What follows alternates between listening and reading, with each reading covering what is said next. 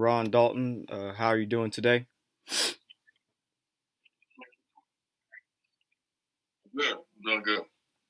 All right, good, good. So I Doing have a good. quick question or a few questions in terms of DNA. And so basically, what I'm wondering is uh, how important hmm are haplogroups? Are haplogroups important? Should we use them? And can they help us prove our Israelite identity? Yeah, haplogroups are important because haplogroups is connected to DNA.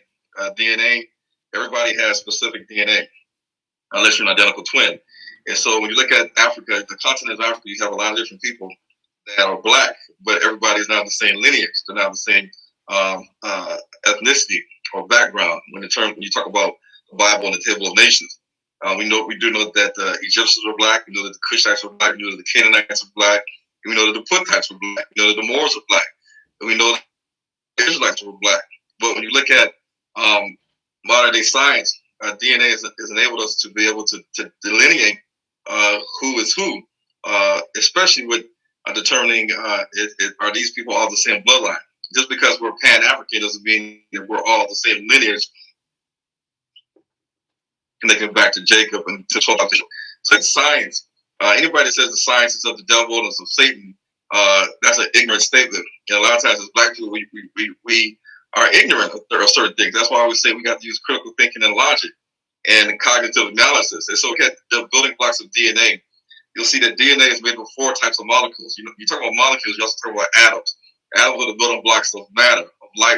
And you see you have four bases. And the four bases, you go to chemistry class, you go to microbiology class, organic chemistry, you learn about adenine, you learn about guanine, cytosine, and thymine. And these all are basically nitrogen bases, but you look at the chemistry structure of these bases that are crucial to DNA, and you'll see carbon, you'll see oxygen, you see hydrogen, you see phosphorus, you'll see nitrogen, and these are all the periodic table of elements. And we know that elements are something that Yah created. The man did not create the elements of the periodic table, because we know our bodies consist of oxygen and water and nitrogen, different things of that nature, and carbon. That's how you carbonate things to see how old it is. When you look at DNA, you're dealing with the same thing, except for you're dealing with the nitrogenous bases that you see that I just named off.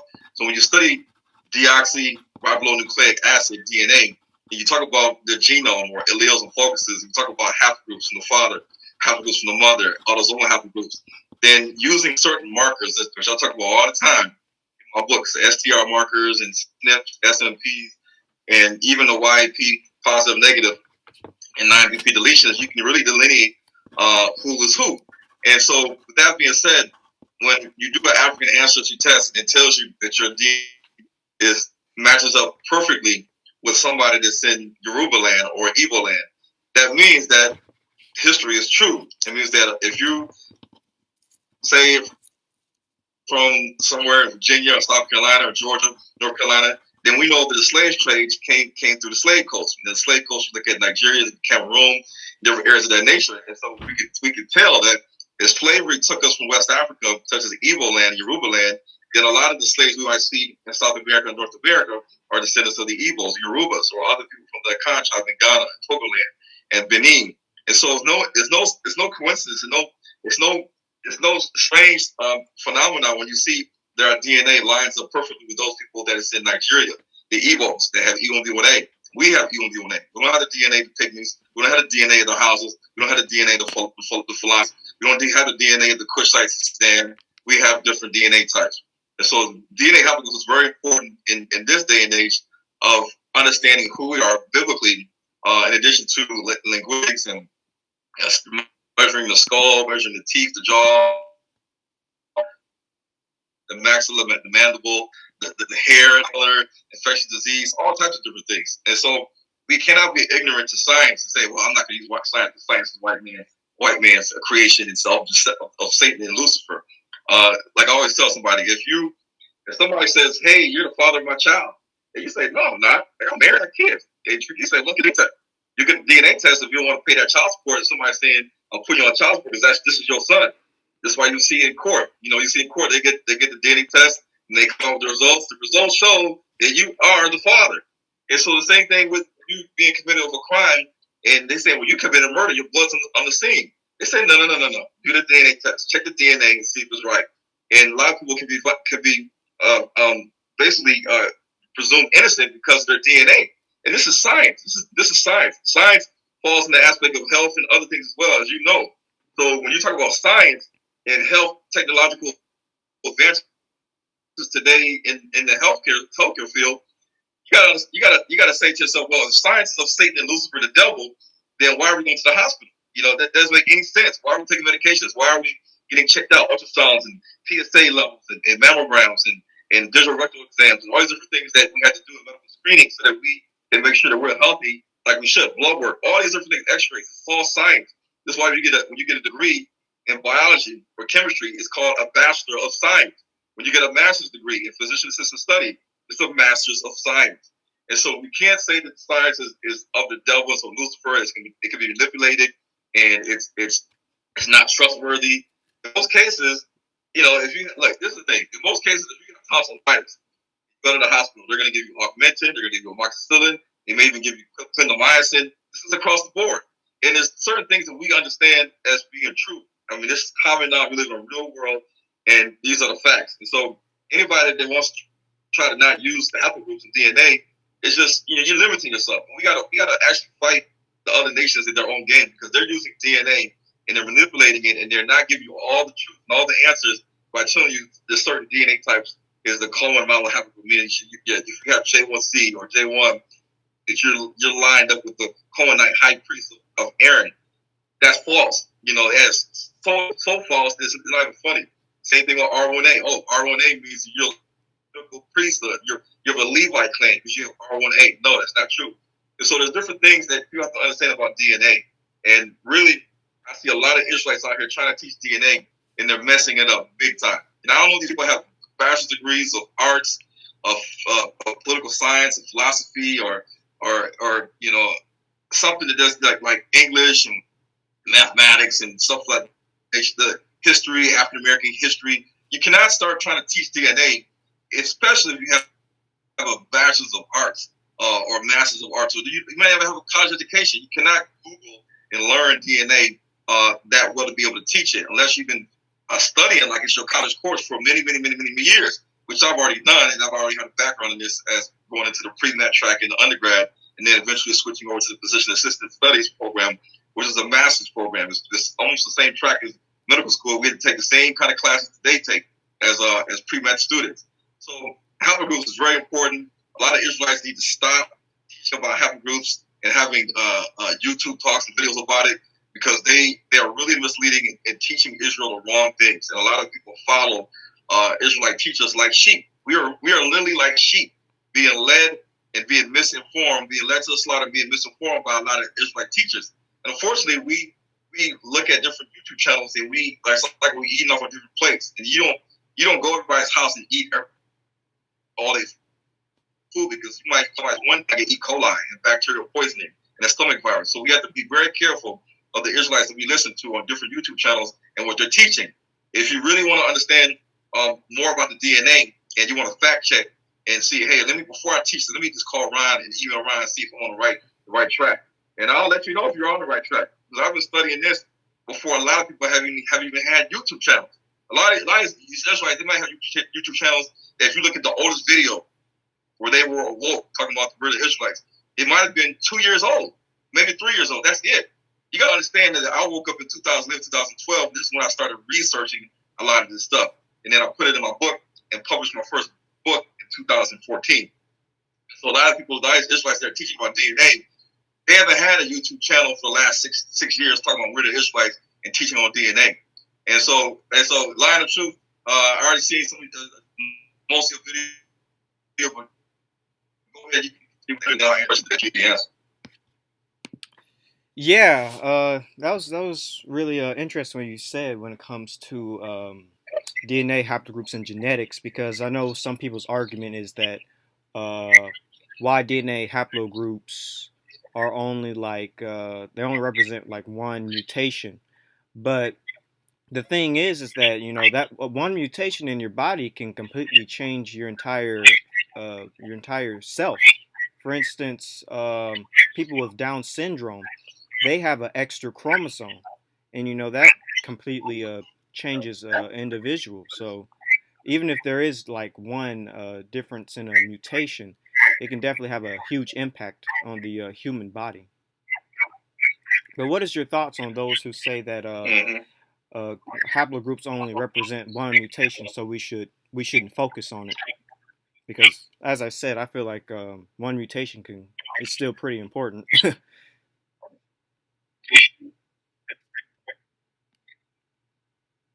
Say, what was the last thing you said? Because you broke up a little bit.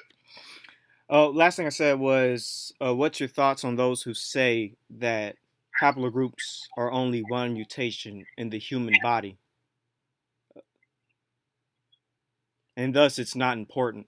I still feel like it's important, even though Um, it's one mutation. yeah, that doesn't make any. Well, that statement. Anybody saying that doesn't make any sense because you gotta look at this when they look at your DNA. They look at those base pairs that I named off for them, and they look at the positions of these base pairs and the sequences. The sequences like in certain frequencies in certain sequences. Everybody has a unique set of DNA in the base pairs. And if you look at certain patterns, they can tell by testing, say, 7 STRs or SNPs or 8 or 21. They can tell, especially the more you test, the closer your likelihood is to getting it right in terms of accuracy. Now, when you do your DNA test, it'll tell you how many you want to test and all sorts of stuff. But when African Ancestry does their DNA test, and they've collected DNA from all over Africa, and they got a database, and that's why it's called African Ancestry.com. That's why most African Americans use African Ancestry.com. Based on the sequences of the database that they collected in Nigeria and Benin and Ghana and Togoland and Congo and different areas and Senegal, Gambia, they can say, okay, over here we got all these databases, different tribes, the Igbo tribe, the Mandingo tribe, the Serer, the Wolof, the Yoruba tribe, the Kikongo tribe, the Bawaleke tribe, the Akan, the Ashanti, the Fanti, the whole thing, the Bolanta.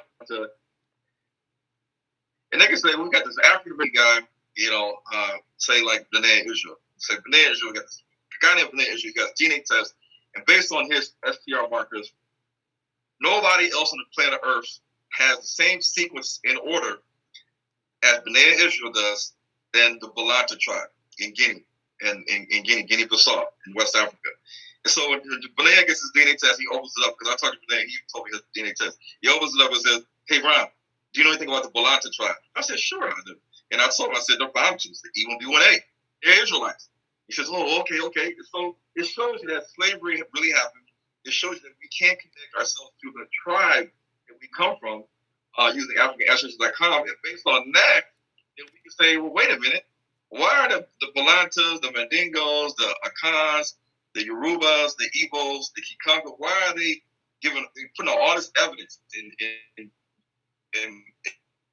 in European explorers and Arabs doing all this evidence when they explore Africa and they find out that these certain tribes have Hebraic origins and they say that they come from Israel.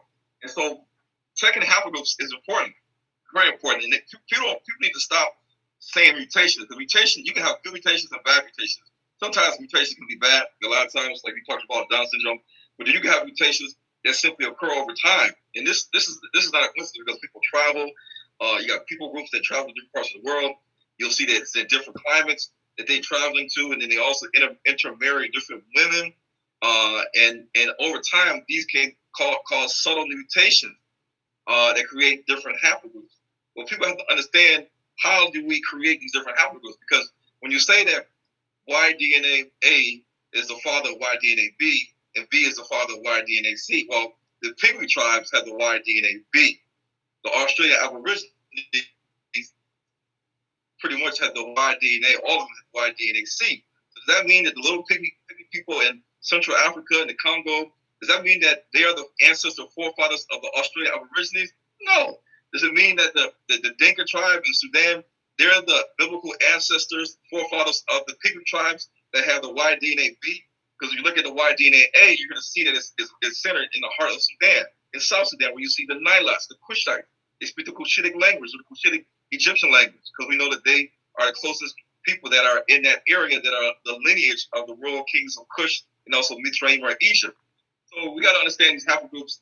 And if you don't understand mutations and also use all the words and lingo, don't teach about DNA and get it all messed up with fake maps and saying that this DNA haplogroup corresponds to this, and E1B1B is the Moors haplogroup, and this stuff, all this stuff makes no sense, and it's confusing a lot of Israelites. And Israelites, they want to see a lot of knowledge on proving that we're the Israelites. What you can't do is educate people, because we're not doing anybody any service by teaching wrong information. The Bible commands us to tell the truth. So when another Israelite sees another Israelite teaching false evidence and false truth, or lies or deception, then we have to keep that Israelite brother honest, because we want to make sure that all our Israelites that are listening on YouTube are getting the correct truth.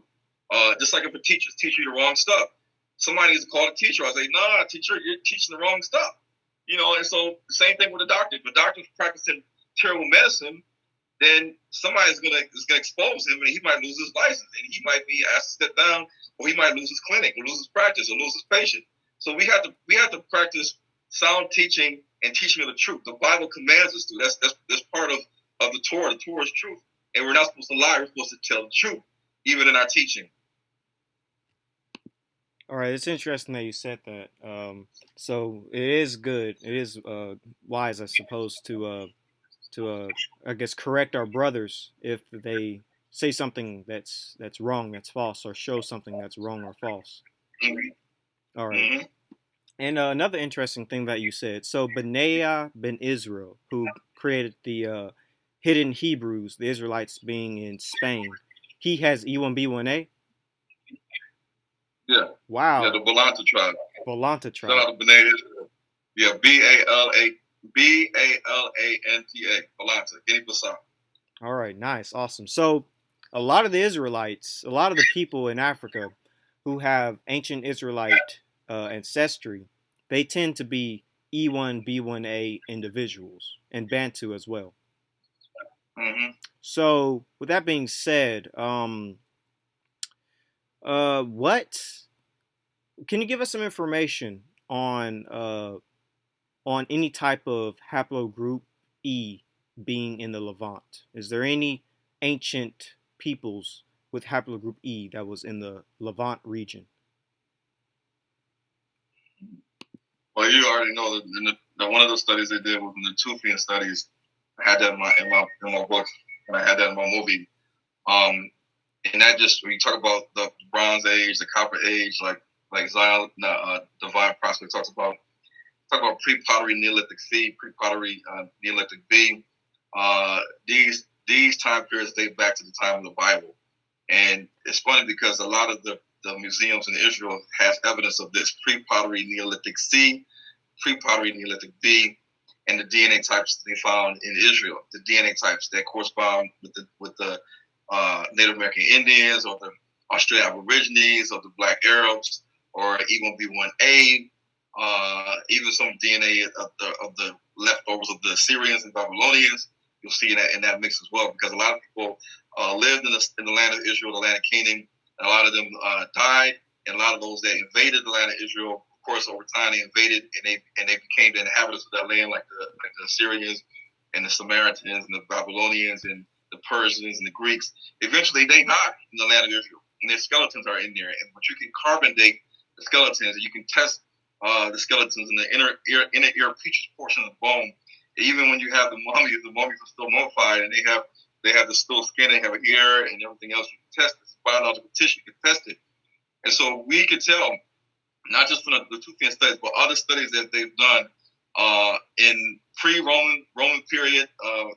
Then after Roman sacked the Second Temple, destroyed it, and then even when you look at ancient Egypt, you could.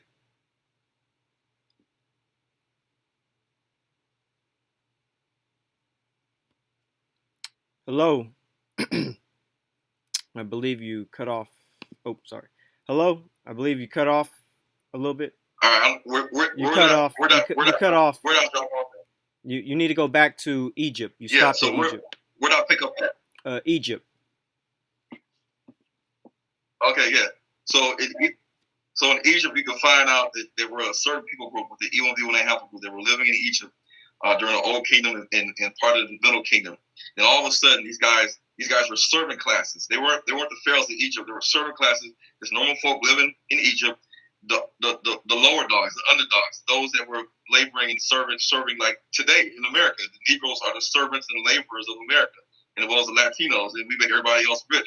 So in Egypt, you had the servant class, Negro, and then after a period of time during the Middle Kingdom period, the Middle Kingdom, then all of a sudden they disappeared. It's like in mass number. You see an exodus of their DNA type found according to these certain dates, carbon dates in terms of years. Because we know that in my books, I talk about the exodus happening around, I think, the 18th dynasty, around the 1500s.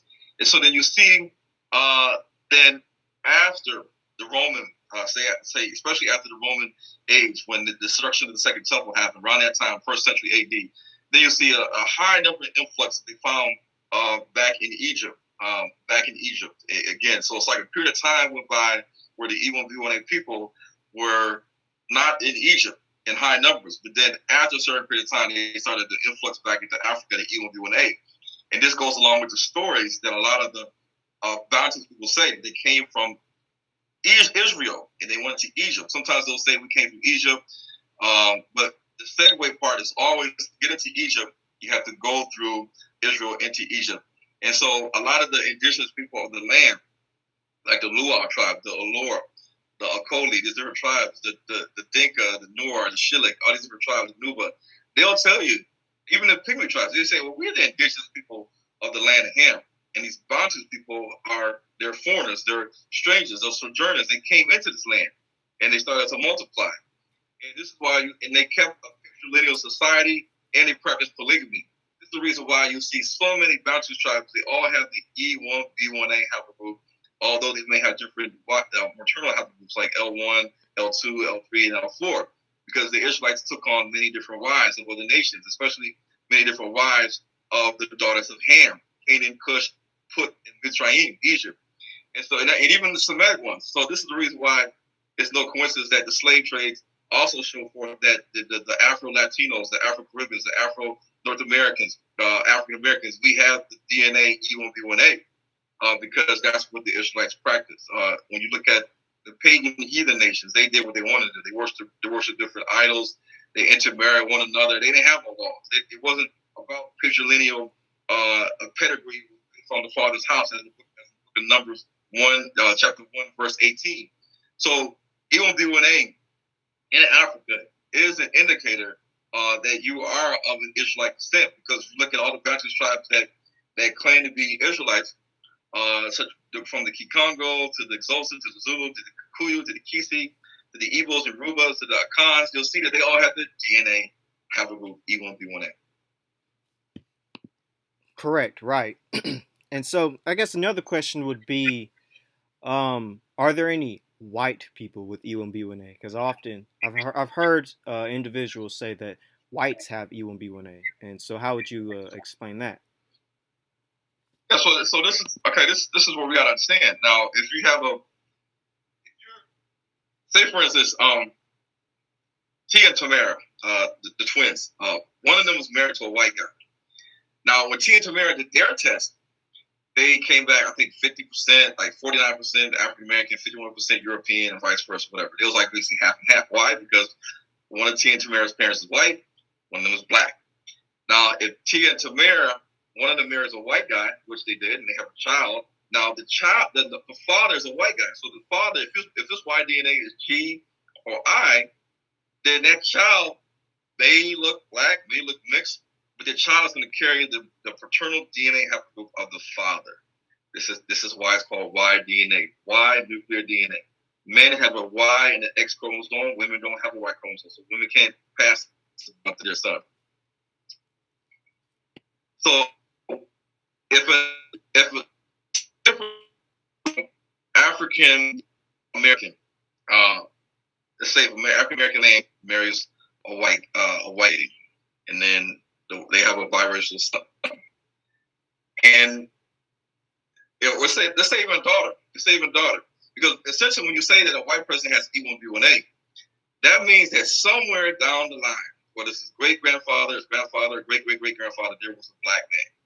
There was a black man that had a son, and over time, if that son, that biracial son, if he married a white girl, and they had a son, and then that son married a white girl, then over 2 to 3 generations, that child's gonna start looking more and more white, but that son is still gonna bear the haplogroup, that tag you're it, showing that the paternal lineage goes way back to, at some point there was a break. There was a break in the paternal lineage, and that break happened to be with a white man. It could have been from rape, could have been from slavery, could have been just the fact that the white man loved another black Israelite woman, and they had children, and that's simple as that could be. So when black people, whether you're dark skin or brown skin or light skin, if they had the DNA of, say, like I or G, then if you do the research, and you can just Google genetic articles and stuff like that, sometimes you might be able to look at the whole article. It'll give you the abstract.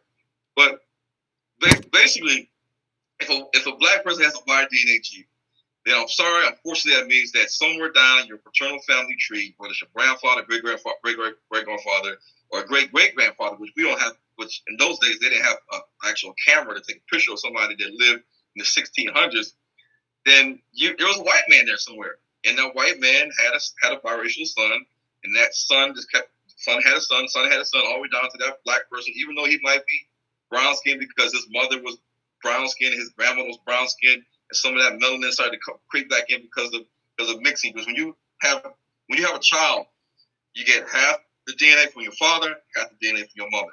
So you do the math, and you figure out how many generations it take for the melanin to come back. But that Y DNA haplogroup G or I stems from Europe, and that means that somewhere down the line there was a white man that was in there.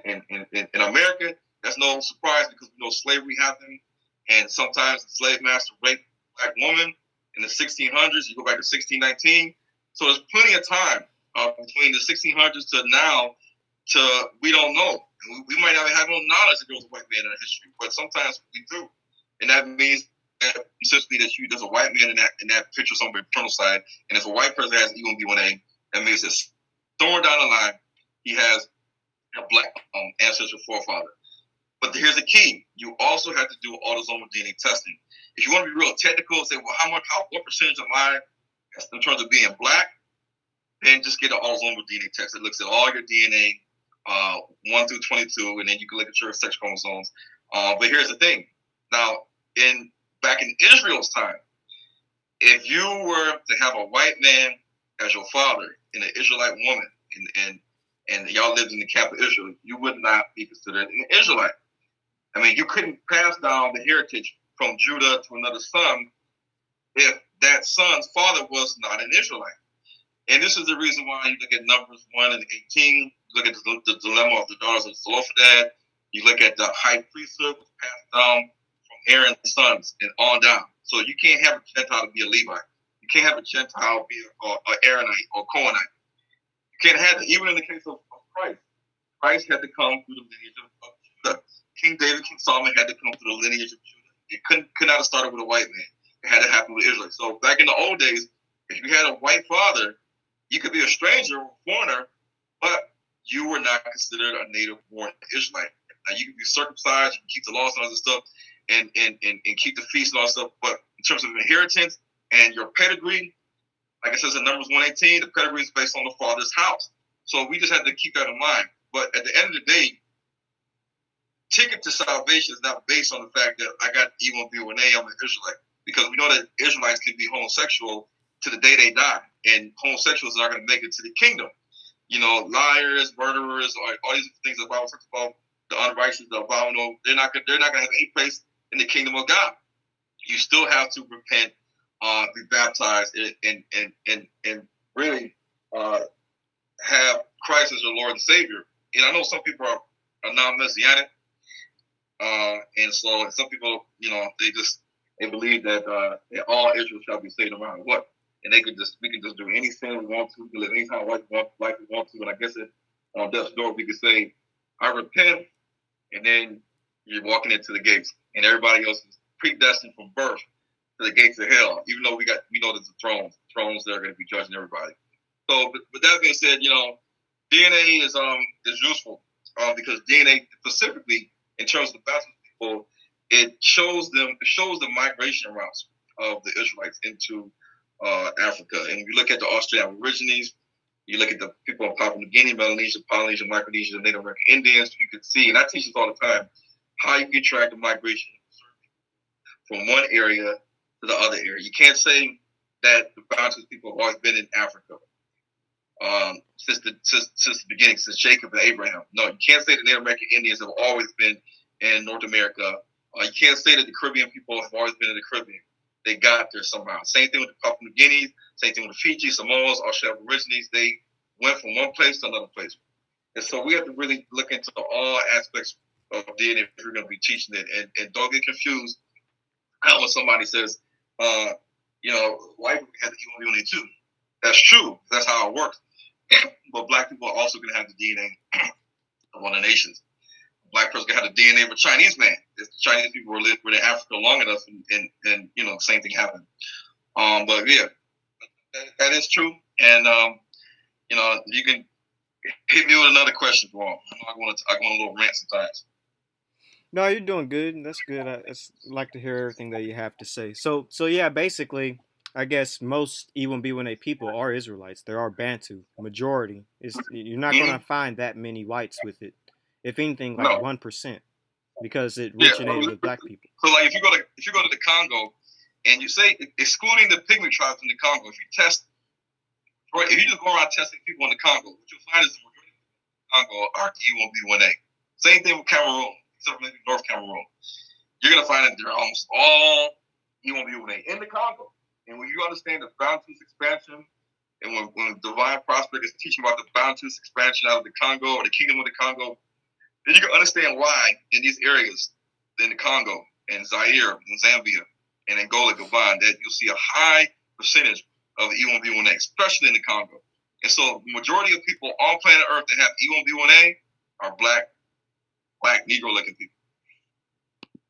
So I suppose one good example of a white person getting E1B1A could possibly be like Michael Jackson's kids. He would have more than likely had E1B1A. But here's another thing. Blake Griffin, his father's black. But as you can see through his mom's white, his daddy's black. He married a white girl, and then if that son marries a white girl, his son's going to essentially look white, but he's going to have the DNA of his probably great grandfather. Same thing with Bob Marley. Bob Marley's father was a white man. A lot of people don't know that. You can Google it. His mother was a Jamaican. His father was a German white man. Bob Marley probably had the DNA of his white father, whatever that was, whether G or I. So the children of Bob Marley, it'll be no surprise that they all have the DNA of a white man, not the DNA E1B1A, even though they look black. Right. So I guess just the easiest and simplest way to explain it is if a white person has E1B1A, it came from a black person in their genealogy. Yeah. So we were talking about E1B1A, and we also talked a little bit about G. We mentioned that a few times. Who do you believe is haplogroup G? And who would you best harmonize the scriptures with when it comes to haplogroup G? Since we say haplogroup E is Semitic. Well, haplogroup G, I mean, when you look at haplogroup G, when I do my research, you see it in certain Central Asians. You see it in like Georgia, not the state Georgia, but the country Georgia near Armenia, in the South Caucasus region.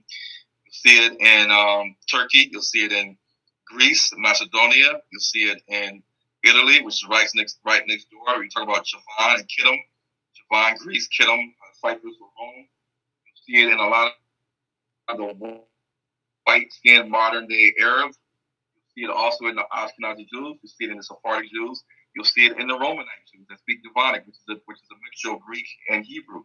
And it's no surprise that when you look at Alexander the Great's conquest of Egypt, also Turkey and Levant and Israel, and also Iraq and Iran, all the way to the Mauryan Empire, you'll see that Alexander the Great, his Theodosian general, Seleucus Nicator, they went all the way through Iraq and Iran, and they set their shop up. So it's not a coincidence that you see the DNA of the Greeks named Jordan. You look at Jerash Jordan, you see all these Greek monuments. Jerash, Jerash, Jerash Jordan.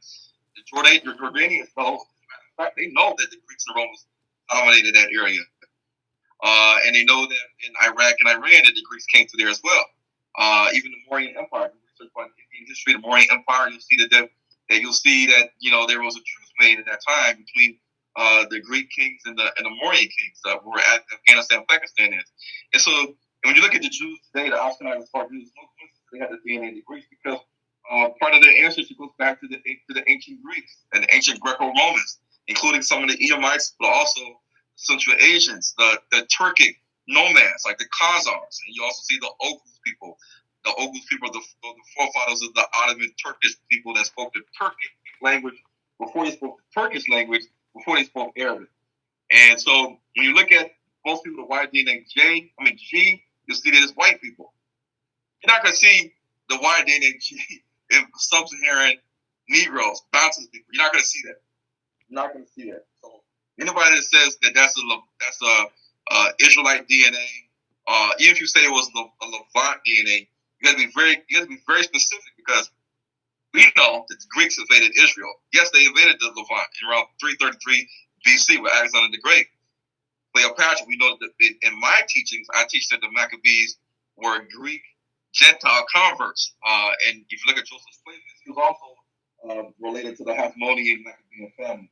And so it's not a coincidence when you find the G haplogroup in ancient Israel going back years ago. The Greeks converted to Judaism, the Romans converted to Judaism, and the Edomites converted to Judaism, and they were all known as Jews in those days. Even in the book of Esther, it talks about the fear of the Jews came upon the land, and everybody in the land became Jews because of the fear of the Jews in the book of Esther. So they got all these Persian Jews that are saying that they're the Israelites, they're the Jews because they're descended from the 12 tribes. But why would the book of Esther say that all the people of the land feared the Jews? Because of the fear of the Jews, they all became Jews. You cannot become with the tribe of Judah. You cannot become with the tribe of Naphtali and Zebulun and Asher. You cannot become an Israelite. You cannot convert to become an Israelite. It's a birthright. It's a bloodline process. And so haplogroup G is not something you see originating in Levant, because we know who was there first. It was the Canaanites. Then eventually it was the Israelites. And if you look at the Israelites in sub-Saharan Africa, if you talk about the Negro, most Negroes that descend from the Bantu people in Africa, they had a DNA Iwume, not G, Iwume DNA. So that's a false statement to say that the Y DNA G originated in the Levant. Yeah, I was actually about to ask you that. I was just going to ask. We know that the true Israelites are Bantu people. The Bantu expansion was a Hebrew expansion. So, my question was just going to be, is haplogroup G in Africa? Since the true Israelites migrated into Africa, do we find any Bantu people with G? But from what you're saying, no, there are no Bantu people with haplogroup G. Mm-hmm. So then, how do Afro Americans have G? Because I saw a study showing that about 1% of African Americans have G. So, could you quickly explain how they can have G? Easy. If you're living in America and your ancestors have a white slave name like Johnson or Dalton or anything else Smith, then it's because of slavery. It's either because the white man raped an Israelite woman, or the Israelite woman fell in love with a white man. They had a child. They had a son, and that's why it stems all the way down to the person today that gets their DNA test and they see G. I mean, this is history. This is facts. Straight facts. This is why when you get our DNA test for black people, it's either going to say Sub-Saharan African, it's either going to say European, it's going to say Native American Indian. So it's going to be a difference between those three. So if it's European, that just means that slavery is true. And it's real. You could be very, very, very dark. I've seen it all the time. You could be dark skinned, and nobody will even know. Unless you know the history, or unless you get a DNA test. Some people know the history. They say, yeah, my mom told me that my great grandfather was a white man. Back in those days, black people were proud to say that they had a white grandmother, or white great grandmother, or white grandfather. They're not proud of that. That's something you were proud of. And maybe Negroes might be proud to say, well, I'm black for the Indian, I'm Cherokee Indian, but when you do your DNA test, it shows you these things. So, should we use haplogroups or autosomal DNA or both?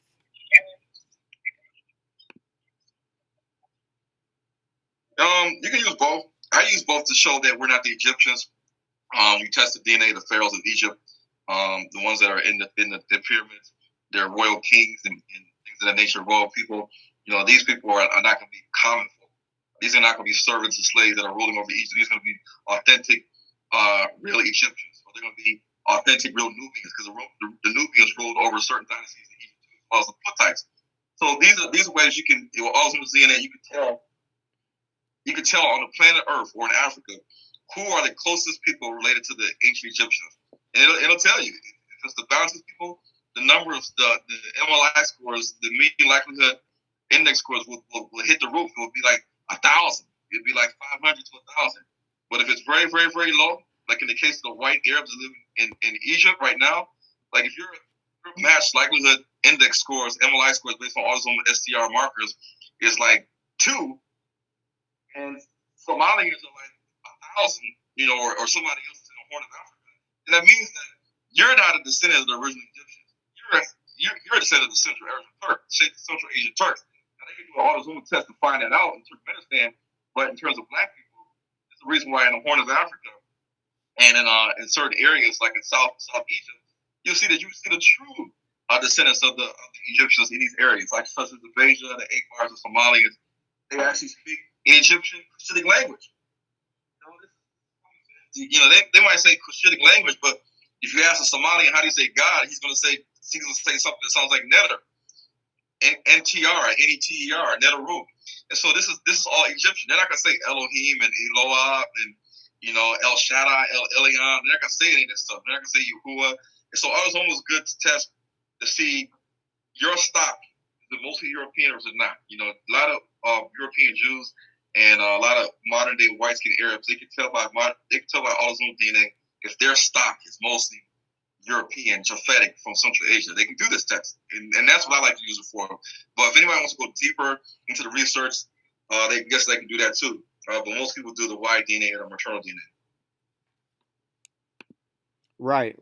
All right. So, I think if you don't have any other remarks that you want to make in terms of haplogroup E, G, or just haplogroups in general, or DNA, I think we could probably wrap it up if you want to make What any. I say is that I watched the video and I seen the map of G, and that is not the map of G. That's the map of J1. You gotta understand this. I have PowerPoints that are from like 2013, 2014, and I have those actual maps on my PowerPoint. And you can go look at the PowerPoint.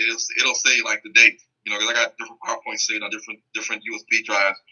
And trust me, that map that I watched in the video that they were saying as G, that was not G, that was J1, and I can attest to that going back 6 years ago. That same map is J1. I could look at most maps today, haplogroup maps, and I could tell you if you gave me like 2 or 3 choices, I could pick the right choice. But looking at that map, I studied J1 and J2 extensively. M267, M172. So I know the difference between J1 and J2, and I can tell you that map when I looked at it and I seen the hot spots in Khartoum, Sudan, where the black Arabs are. I seen the hot spots in Saudi Arabia and Yemen, the hot spots in Negev in Jordan, where the Bedouin Arabs, the black Bedouin Arabs are at. I knew by looking at that, I said, this is not G. If that's the case, then you have Caucasus people, Georgia, you have Macedonia, Greece, Italy, Rome. They said in Central Asia, the hot spots for this is the originators. The hot spots is in Khartoum, Sudan. Go to Khartoum, Sudan right now. You see it's Islamic, and the majority of the Arabs there are black Arabs, the black Sarakians, the real Arabs, the real Ishmaelites. And so this is all false. This doctored maps, manipulated maps. I don't know how they got that G on there, but you can easily put a G on there by using PowerPoint, copy and pasting the G. With PNG, with PNG, the PNG doesn't leave the background. Just pop it on there, copy and paste snippet, and then bam, you got a map with a G on it. But we can Google this easily. You can Google a lot of maps that have J1, and you can see that the frequencies and the hotspots and the shades of the coloring is in the exact same places. And if you really look at the maps for G, you'll find it is totally different. I mean, this we got to start doing better. We can't say that this a year ago it was this, when I know for a fact that 6 years ago that map was still the same. That same exact map that y'all had up on the screen. And we have to keep our Israelite brothers honest when things are in error, when things are not right.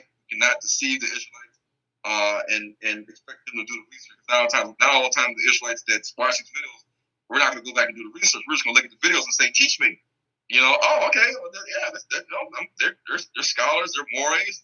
I'm gonna believe it, and I'm gonna talk down about lying or truth, even though you were holding your composure, and you were being calm, and you were simply stating the facts, and the facts, is the truth. And we shouldn't be mad and get out of pocket and say certain words if somebody's presenting straight truth. It can be easily found if you do any type of search. And I can attest, I've been studying DNA for a long time.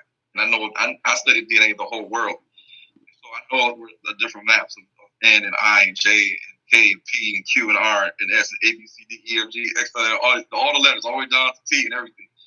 So, that is what it is. We just have to be better. And really, these Israelites nowadays should not be teaching on DNA. I mean, if they want to teach on DNA, they should probably have me on there too with them to back them up, so they're not in error. Because I'll keep you honest, because most people, they either know about Dr. Yahushua ben Ephraim, which I don't think he's doing anything anymore, but him and then me are the ones that have been really talking about DNA, about the Israelites going back like many, many, many years. And you got newcomers that are talking about DNA, and everybody can't talk about DNA. People need to stay in their lane and teach what they teach. The Divine Prospect has skill set and specialty in things that he teaches. And same thing with Zion Lex in the Hebrew language, and Benea in the Spanish Inquisition, the Portuguese Inquisition, and the hidden Hebrews. Everybody has their strong points. They're specialists in what they do. And I have a specialty in a lot of things. One of those things being DNA. And I try to make sure when I study, I'm making sure everything's fact checked, everything is airtight, liquid tight, so that nobody can debunk anything that I say, because it's all factual based. And it's no bias. It's no, my DNA. If my DNA test G, so I'm gonna switch it and try to make it out to something that it's not, because I want people to understand that the G haplogroup is the Israelite DNA haplogroup, or it's a Shemitic Levante haplogroup, when it's really not. If your DNA is European, it's DNA is European. Just at the end of the day, it is what it is. If your DNA is I, you can't go around saying that the DNA I is an Israelite haplogroup and it's in Levant, it's sub-Saharan, and all this stuff. No, it's a false doctrine. False doctrine. So you can't be teaching false doctrine and miseducation to the Israelites. We're supposed to be teaching truth. The Gentiles do a lot of teaching wrong stuff to us, miseducating us for hundreds of years in their school system. So we got to start teaching truth. We owe it to the Israelites now in this day and age to teach truth. And line of truth, your name says line of truth because you've been teaching that truth in that video I've seen.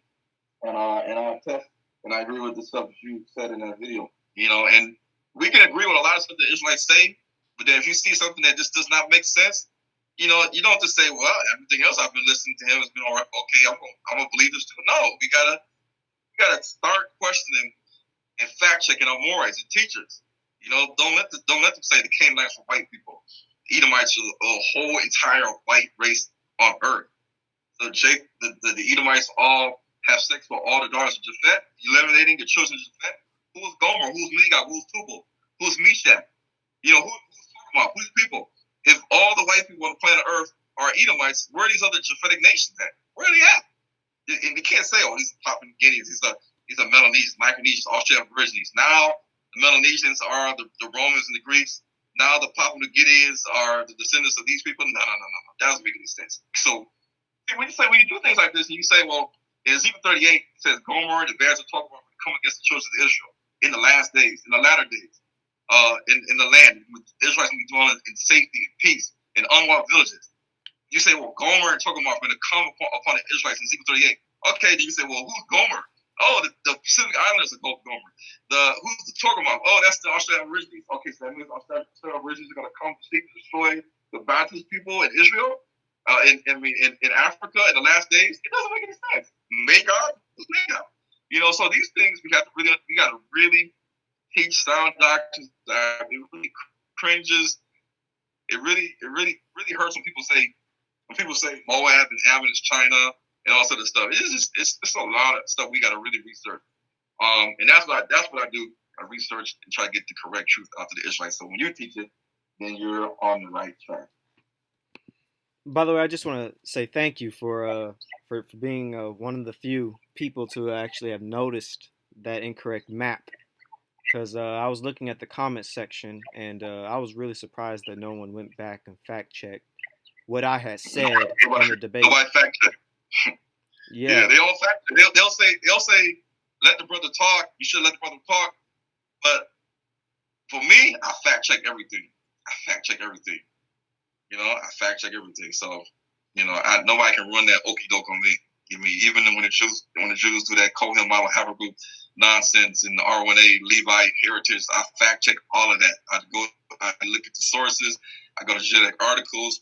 I find the real articles, not the stuff that they put it on their website or they magazine or their article. No, go to the source, fact check it. You'll find the truth eventually if you search hard enough.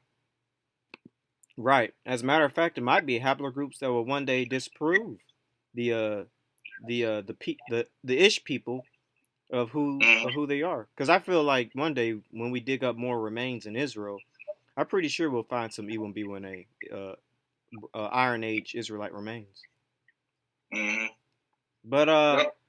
I feel like that's everything that I have to say, and I don't know if you have one last thing you want to say, but it was nice having you on here and talking about DNA. Whether the Israelite community should use it or not. And from the sound of things, we should. We should, take a leap of faith and learn this stuff because we're not dumb people. We can learn it.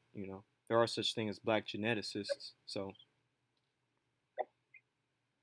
but if you have one quick thing you want to say, just say your piece. Yeah, the black geneticists are not possessed by. Yeah, there are black geneticists that have studied genetics and went to school for it, just like any other Gentile that goes to school to learn how to practice a demonic, satanic, Luciferian science. Because a lot of black people say that DNA and science is from the white man. It's the devil. It's the satanic and Lucifer and all sort of stuff. It's an ignorant statement. It's an ignorant statement. So all those people that have degrees in bachelors of science, masters of science, they might have be a doctor, a medical doctor, a psychiatrist. Then you're all practicing the demonology and witchcraft and Luciferianism because it's according to the Israelites, science is demonic and satanic, or most of DNA and science is demonic and Luciferian and satanic. That doesn't make no sense. We gotta say that DNA is of God. Our DNA in us is of atoms or molecules. It's of God. God created it. So DNA cannot be made by the white man. The white man can manipulate it with CRISPR technology because we have that technology now. We have the advancements now. The fallen angels have taught mankind these different things, but that doesn't mean that African ancestry, the geneticist black guy, he can't go and do a simple DNA test, swab your mouth, whatever it got to be, and find out your DNA. It's like they can test you for COVID-19, they can test you for the flu, they can test you for strep throat, they can test you for HIV, herpes, genital warts, they can test you for a lot of different things. This is science. This is science. Science. This we got to get out of this. But that's it. I ain't gotta say anything else. All right, thanks for coming on. And by the way, one last thing I guess I'll say for Israelites or just anybody in general that doesn't want to use science and doesn't like science, I guess that means they can't use things like the internet, cars, the light in their house because all that electrical engineering deals with science. Mm-hmm. Yep. Just about anything deals with science because science deals with numbers and just critical thinking. Mm-hmm. But Yep. yeah, but thanks for coming on. This was a good discussion, and I'll like to have you on again one day. This if I still make YouTube videos, these are probably the only two I'll post. But if I ever get into another discussion dealing with DNA, it would be nice to have you on. Would you be willing to do that? You're muted, by the way. Yeah, anytime, anytime, anytime. I'll be glad. All right, nice. Well, Yeah. it was good having you here, and I guess I'll just end it right here. Shalom.